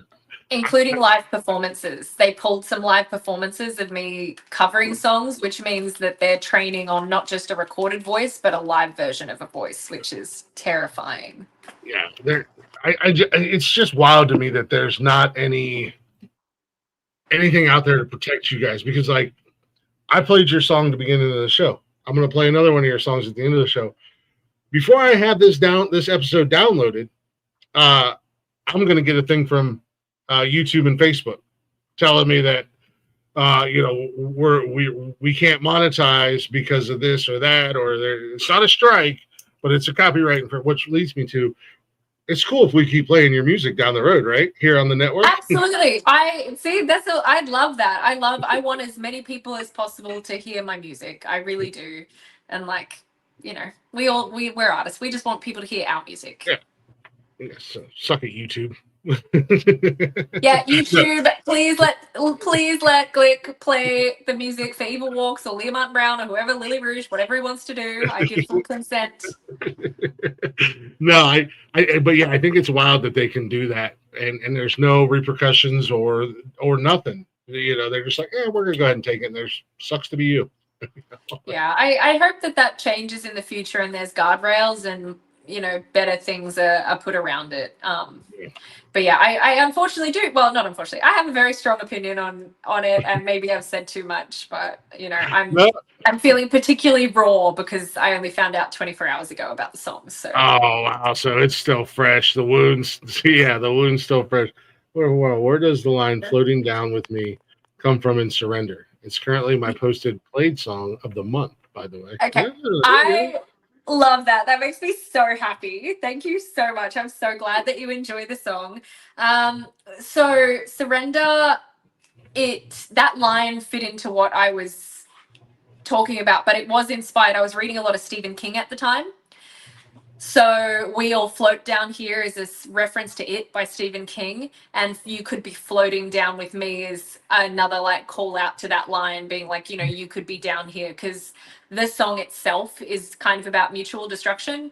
It's about like being in a really like dark, bad place and, kind of going too hard and wanting to take someone down with you and being like, well, why don't you want to be down here with me? Like, we all float down here, because Pennywise, when he's calling out in the gutter, is like, you will float down here, and it's in like the other world or in hell or wherever you want to imagine. So that's where that line comes from. Nice. You a horror movie fan or just Pennywise? I love horror movies. Actually, that's Hellraiser, my favorite back there. Nice. Yeah, I'm a big horror fan. Nice. Can't go wrong with horror movies. Love them. Nope. Love them. And books. I read a lot of horror novels too. Oh, nice. Yeah. I don't read much. I'm not a big fan of reading, but I do enjoy horror movies. I've watched them my whole life. Yeah. God. I was going to ask you with that kind of, because I was going to ask you about the Pet Sematary song. Is that? It's a cover of the Ramones' Pet Sematary. Okay. I started to listen to it as I was thumbing through, and I was like, this sounds awfully familiar. Yes, I love the Ramones. I love the movie Pet Sematary. It's also my favorite Stephen King novel. It's actually one of my favorite novels. I think it's terrifying. And when listening, I wanted to do like one cover for the acoustic EP. And when I was listening to Pet Sematary by the Ramones, like it's really upbeat and it's like, da, da, da. But if you listen to the words, to me, the lyrics are sad. So I wanted to do my own like sad girl, mournful interpretation, because I just can't have things be happy around me. That's what I'm definitely going to listen to. I'm not a huge fan of the Ramones, but I did like the Ramones. And there's one do-over, Richie. If you got your ears on, I would love to have you back. That's one interview that I got super excited for, but unfortunately, a couple guys that you no longer hear were fronting that interview, and it got sideways real quick. And I'm like, oh man, that's one I would love to have back, because Richie was so cool with all things considered.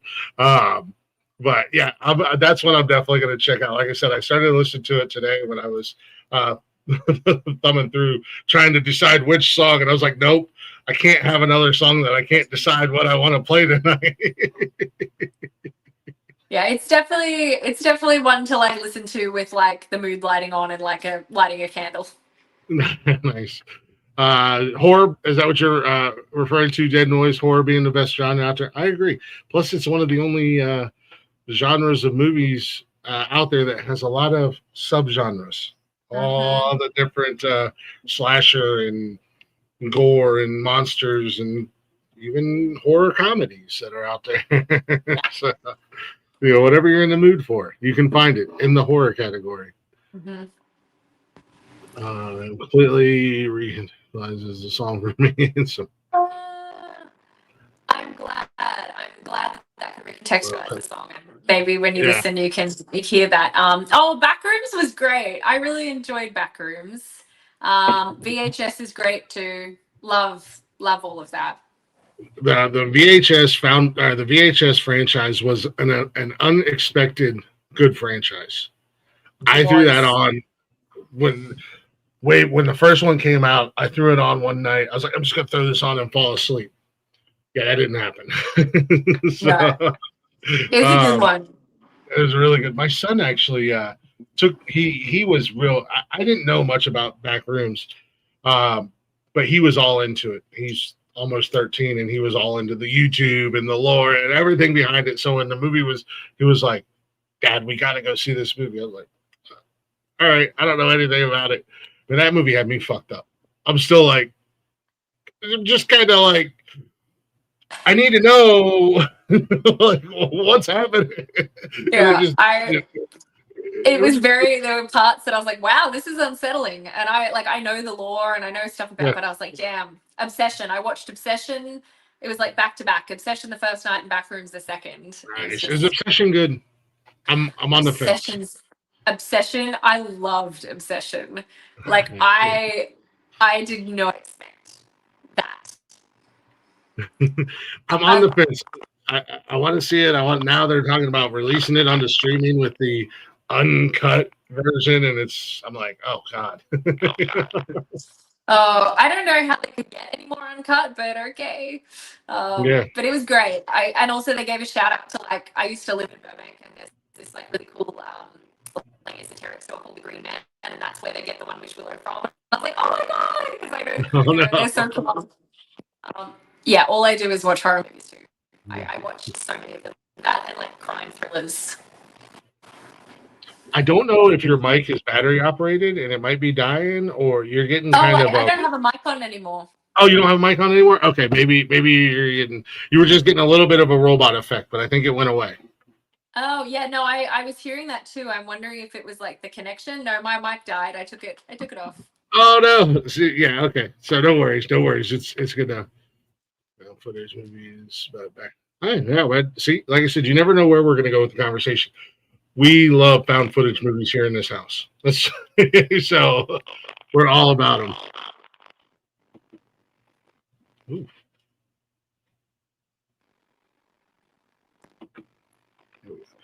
Background was fantastic, but Obsession had me on a chokehold since it came out last month. Seen it. Damn. Wow. That's you're a bit obsessed. Honestly, I do want to go see it again. So maybe you inspired me to go see it again. Yeah, so you guys are making me you guys are definitely swaying me back onto wanting to check it out and see what's going on. It's very good. I think that you should, if you're a horror fan, you should go and watch it. Oh, well, we'll add that to the list. But to kind of jump back on topic, you mentioned a couple times you got the EP that's going to be coming out soon. You got what else is in store or coming up in the near future for you? There's so much. Back in 2023, I recorded an acoustic EP just for funsies. I wasn't living back in LA yet. I was kind of between Stockholm and Australia. So I just released it because I was doing a bunch of acoustic shows and I just kind of wanted to have them. And then I never got to release it because I went on a bit of a side quest and fronted a project that was co-written with Mutt Lange. So I just did that. That was like a pop rock thing.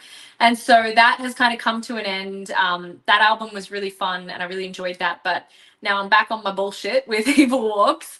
So I'm finalizing the acoustic EP. I'm going to release Surrender acoustic is next, and then I'll release the full EP along with that with a little extra bonus track.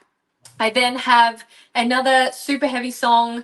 I'll drop the name. It's called Eat You From the Inside. I'm going to be dropping that one. I think we're pretty close to being done. So I'll probably drop that one in the next 8 to 12 weeks. And then starting July 17th, I'm going to be in the studio with producer Hiram Hernandez.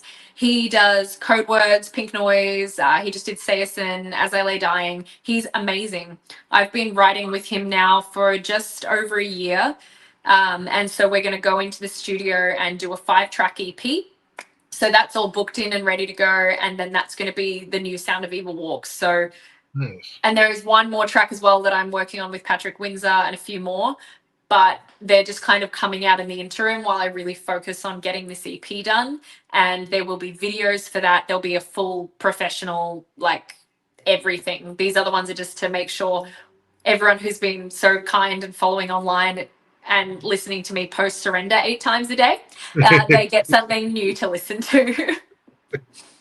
You got to feed the algorithm monster, unfortunately. Yeah. And look, it's luckily we have like 26, 27 songs. So when people hear that, they can go and listen. But people who have been fans for a long time are like, do you have anything new? I'm like, I do, but they're not ready. Yeah, no, that's always the thing. Like, yeah, it's in the works. I promise, it's coming. just hang tight. Yeah. What's that? He recommends Digging Up the Marrow if you're into found footage comedy. Oh, there you go. I must check that out. I haven't heard of that one, which is strange. I'm going to check that out. Thank you so much, Dead Noise. Yeah, definitely look that one up. Yeah, I was thinking the same thing, Arch. That sounds like a super heavy song just from the name alone. It's in A. It's in drop A tuning. Yeah, it's pretty intense. It's been a work in progress for 4 years just because it is so heavy and I wanted to get it right because it's kind of my baby and I love it so much, but I'm getting to the point where I think my producer Chris is getting real frustrated because I'm like, I think I need to re-sing these 2 lines in the vocal. He's like, it's fine. I'm like, it's not fine. And he's in Sweden, so there's like a 9-hour time difference. So I'll be messaging. Yeah, he'll be messaging me at midnight. I'm like, no. And then I'm messaging him at midnight, and it's like he's so sick of my shit. He's sick of my shit. But he has a band called, he has a band called Defueled. They're heavy. They're very cool. Go check them out. Defueld. If you're into Swedish melodic metal. Oh yeah. All right. Let's check them out.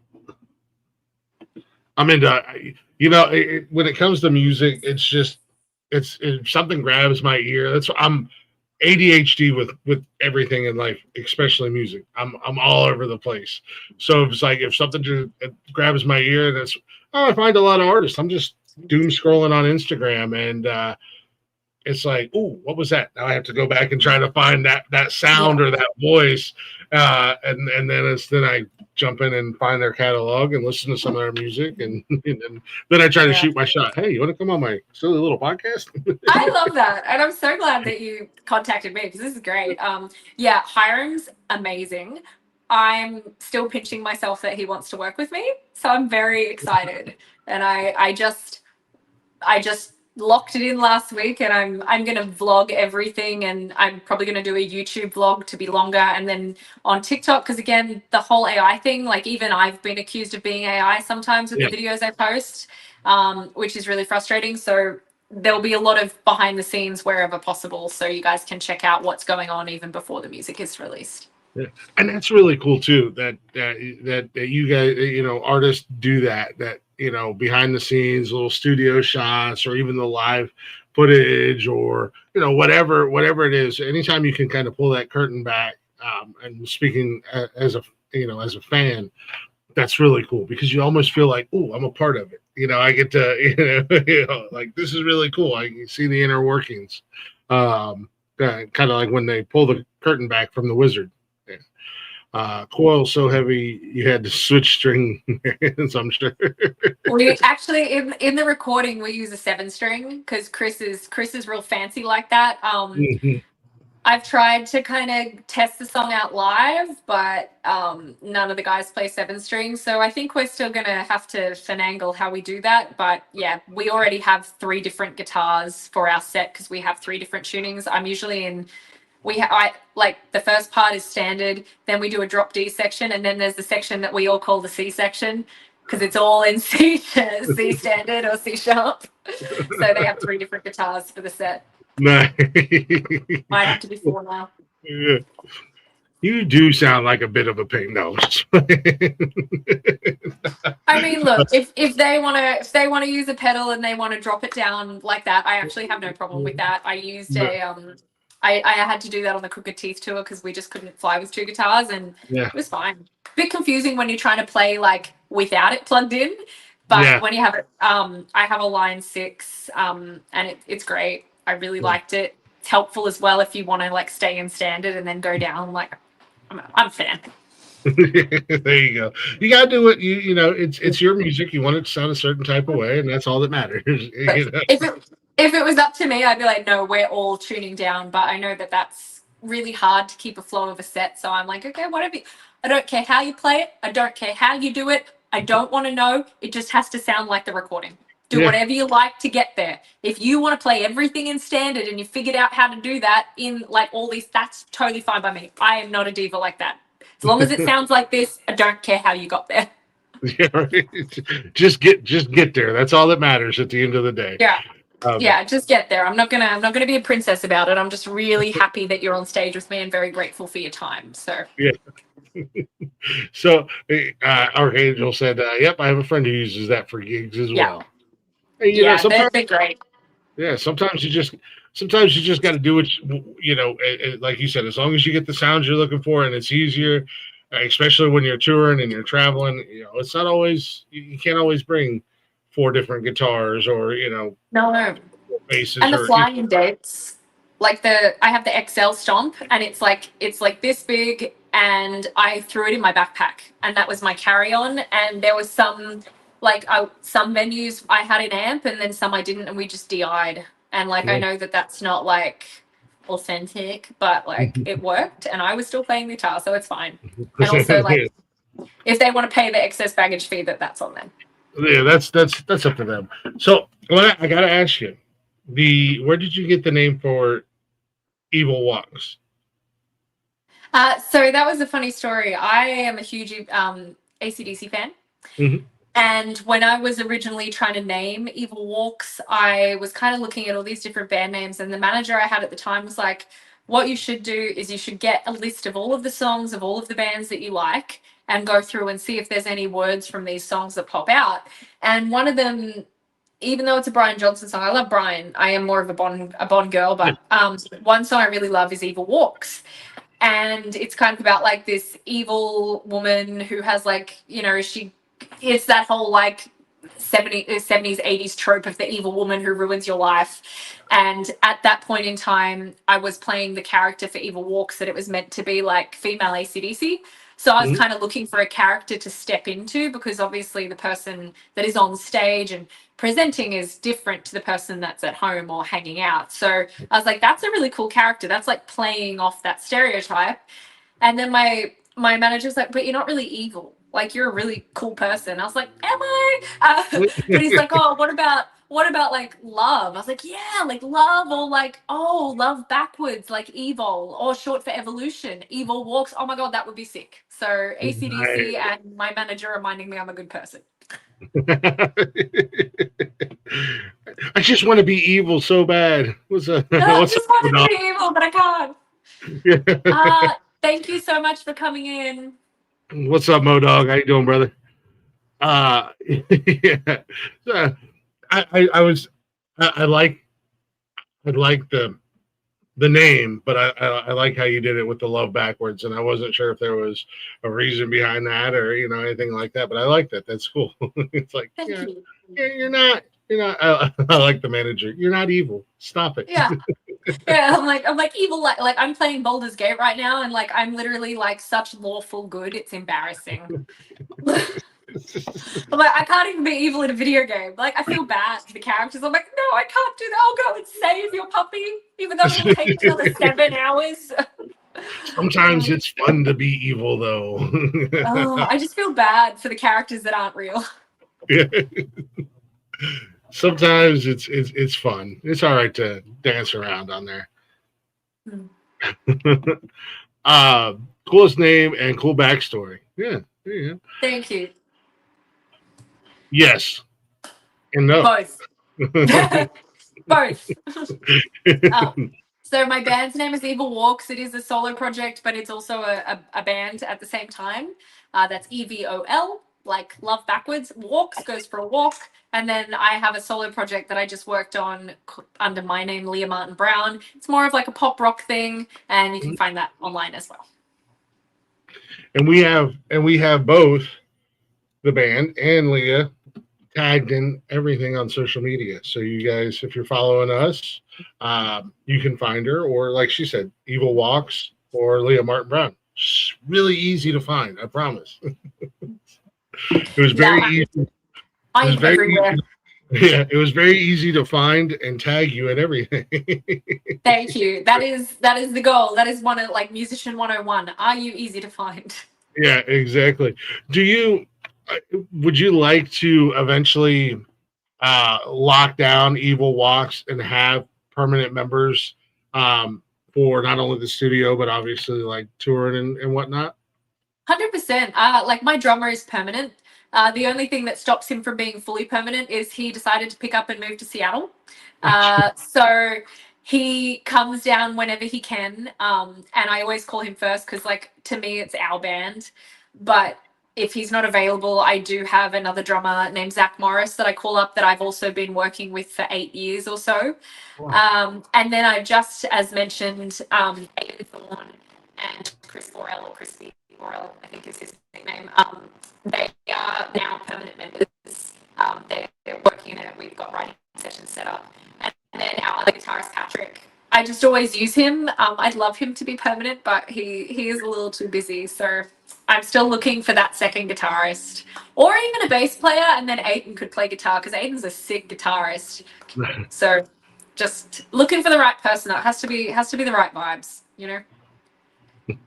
Yeah, that's the thing, finding the right people at the right time and making not only that, but you also got to make sure that they match and they yes. kind of meet what you want to do and where you're going and share the same vision. Mm-hmm. Yeah. If I was a drummer, it's pretty nice in Seattle. Yeah. She's got a kid from the 90s. Yeah. Zach Morris from Saved by the Bell. Yeah, who knew that he was a sick drummer? Yeah. I wasn't going to say anything. Thanks, Modog. I actually didn't know that reference, so until you said I was like, who? And then you said Saved by the Bell. I was like, oh. Yeah, Saved by the Bell. Yeah, Zach Morris. Well, your Zach Morris is probably not trash, but there's a whole social media page dedicated to Zach Morris from Saved by the Bell. It's called Zach Morris is Trash. And it breaks all the reasons why that character was just a freaking scumbag. Oh my god. No, my Zach Morris is a sweet angel baby. He's one of the coolest people ever. So definitely not the same Zach Morris. That's exactly how I want to be described when I'm in a metal band. A sweet angel baby. He's phenomenal. He's a beast of a drummer. Yeah. It kind of kills the image. I mean, having a heavy metal, band, and then here comes the singer. He's a sweet angel baby. He's just a lovely human being. I can't put it any other way. That's awesome. So we're getting close. I don't want to keep you too long, and I know you haven't had lunch yet tonight or today, so. But what are your goals? Do you have? I mean, you've been doing this for so long. It sounds like you've done a lot, and you've had a lot of really cool opportunities and got to do a lot of really cool things. But for you, what's the future that you want to reach and get to? It's a great question. And I was thinking about it because the decision to work on this EP it was a bit, not because I don't want to make the music, but because I am independent, so I do have to fund everything. So I've done a lot of really cool things, and I'm so grateful for all of the opportunities I've had, but I'm not in my mind where I want to be. And so what's next for me is get new music for Evil Walks Out, like actual new music and this new EP, to give us a real opportunity now, like the pandemic's done, now everything's on. I would love to get back on the touring circuit and get back and play festivals. Like I think maybe 2027 is too soon, but I would really love to be out on some of those big festivals and just like finding dates in between to support. That's really where I want to be. I'd love to hit one of those big Spotify playlists. That'd be sick. And Yeah. just to the point where we're at a point where we can just continuously, work on new material, release new material, and then go out on the road to support it. That's my dream. There's music festivals, man. I'm a big music fest guy, and I love hitting. You go for the main stage. Obviously, they're like, you got your big names that are putting the asses into the seat, but yeah, there's nothing better than getting there early, hitting the side stages, hitting the main stages, early before the big bands come on there, because there are a lot of amazing artists out there that one day will be on that big stage. And I think, I have no doubt in my mind that includes you as well, being on the big stage for, big music fest. I mean, I'm all about the music fest these days. Hell, I'm in the process of starting to seriously put my own together. That's awesome. Former guests will be the only invites will be former guests of this show. But I also realized it's going to be a lot of work and a lot of money. But no, that would be great for you guys. I'd love to get you out this way, so introduce you to the Midwest, and the Midwest can get to see, what you're doing and hear your music, and we would dig it out here. I'm sure you got a lot of fans out here already. We do have a lot of people from Ohio, Texas. We do have people we've East Coast and Midwest and South seems to be a really big part. And I'm in LA, so I'm not going to go to Seattle. Actually, I'm going to go visit my drummer. I'm lying, but yes, I would love you to come to an Evil Walk show, or if we go to the East Coast. But if that does work out, just send me a DM and I'll put you on the list. There you go, Dead Noise. My sound guy was almost on the lead guitar for Memphis Mayfire. Pack of church.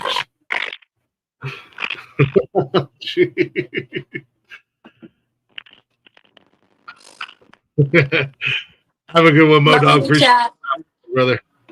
So before I let you get out of here, before we close down shop, a couple things. First and foremost, extended invite. The door is always open. Would love to have you back on down the road. It's one of my favorite things to do, is bring artists back and catch up and see where you're at and see what you're doing. So, I'll, definitely be reaching back out down the road and bringing you back up as long as you're willing to.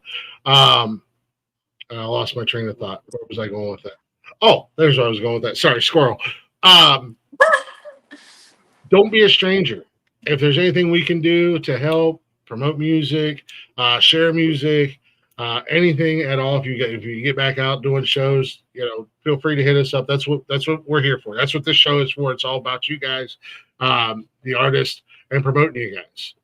But as I said, I'm also very bad at social media. I'm constantly on the go. Unfortunately, I still work a 9 to 5. But if I catch something new, I try to get it out there, throw it in the story. So if there's anything that we can do to help, please don't be a stranger. Definitely get that out there and share that out there for you. Also, two pieces of advice. I always ask my guests this. It's a little cliche. It is what it is. It's my show. I get to do what I want. Life advice, for one, and maybe something somebody told you one time or you read one time and you hold on to. And then any aspiring musicians out there, or artists, songwriters, or whatever, what would your advice be for them? I have 3 pieces of advice. The first 2 are just general life advice, and the third one is going to be Yeah. musician advice. Okay. As you can tell, I like to split things up. Yeah. Yeah, I like to say, actually, this one could go for music as well. Not my circus, not my monkeys. Yes, man. I say that Yeah. a lot. I say that a Yeah, lot. it's a good one. The second one is, with all its sham, drudgery, and broken dreams, it's still a beautiful world. I think that one's really important. The desiderata in general is just like, I think, words to live by. And then I think for musicians, you definitely have to love it. It's about the love of it. And just create, like, write whatever you want to write, experiment, get out there, meet people in your community, meet people online, make as many friends as possible, go to their shows. Hopefully they come to yours, but even if they don't, still go to theirs. Like, Yeah. stream their music, support them, just create a community around what you're doing, because that's the heart of why we do this. It's because we love music and we love creating and we love to be with other creatives who are with us. So just do that, and yeah, there's always a place at the table for everyone. Just because someone else is eating doesn't mean you can't. So don't be a dick. Sound advice right there. Don't be a dick. Yes. Yes. Oh, thank you so much, Dead Noise. I really appreciate it. And yes, I'm so glad you're going to be spitting us. That makes me so happy. Thank you, Dead Noise. Greatly appreciate that. No, this has been awesome. Everything everybody that I was told about you was 100% accurate. Except for my AI rant, which if I get crucified online for that, I'll be like, well, oops. We'll come with the nonsensical network and the heathens. And our heathens. We'll come to bat for you. We'll come and stick up for you. Thank you. Because hey, I was just as much on board with you, and I agree 100%. And I'm not even a musician, so the hell with AI. I use it for what I use it for. Don't kill my AI. Kill the other. There's no judgment here. No, you're an absolute pleasure to hang out with. It was great to meet you and hang out with you. Like I said, I would love to have you back again if you're interested down the road. Absolutely. Especially after all the new stuff comes out. I'm definitely going to want to talk to you again after all the new stuff comes out. That's going to be awesome. Yes. When we got some more songs on the board, that would be great. Yeah, I'm definitely looking forward to all the new music. Like I said, I'm a newer fan, so I'm still enjoying everything and getting to listen to everything over and over again on repeat.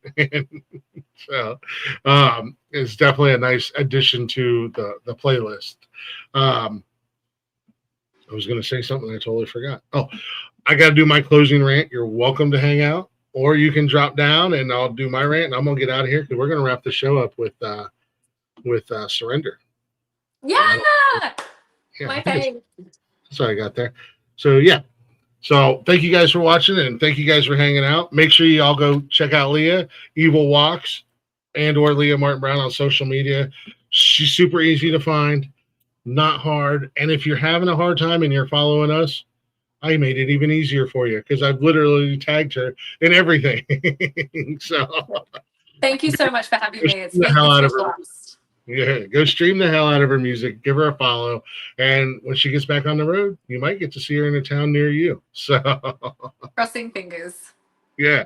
Again, thank you guys for hanging out. Glick's House of Music, your unofficial backstage pass to all things music. Tune in tomorrow night because I will be back for Glick's Comedy Lounge, hanging out with Mika Carey.